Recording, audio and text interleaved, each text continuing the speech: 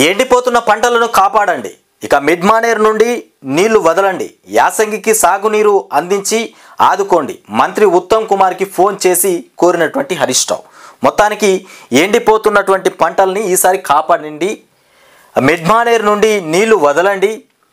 యాసంగికి సాగునీరు అందించి ఆదుకోండి అంటూ మంత్రి ఉత్తమ్ కుమార్ రెడ్డికి మాజీ మంత్రి అయినటువంటి ఎమ్మెల్యే హరీష్ రావు ఫోన్ చేసి మాట్లాడడం జరిగింది.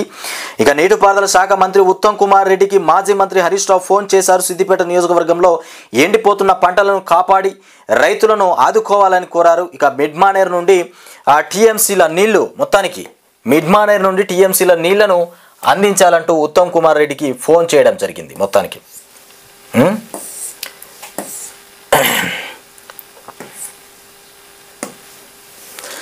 ఎండిపోతున్న పంటలను ఇక మొత్తానికి నీటిని రంగనాయక సాగర్లోకి ఎత్తిపోయాలని అన్నారు.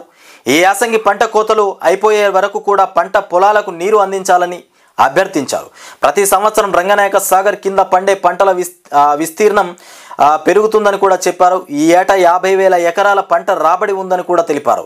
రంగనాయక సాగర్లో ఇక ఇటీవల 2.4 టీఎంసీల నీళ్లు పంపింగ్ చేశారని, ప్రస్తుతం రంగనాయక సాగర్లో 1.5 టీఎంసీల నీరు మాత్రమే అందుబాటులో ఉందని అన్నారు. యాసంగి పంటలకు పూర్తి స్థాయిలో నీరు అందించాలంటే ఇంకా కనీసం 1 టీఎంసీల నీళ్లు అవసరం ఉన్నాయని కూడా వివరించారు. ఇక మిడ్మానేర్ నుండి రంగనాయక సాగర్లోకి వెంటనే నీళ్లు పంపింగ్ చేయాలని కూడా ఇరిగేషన్ అధికారులను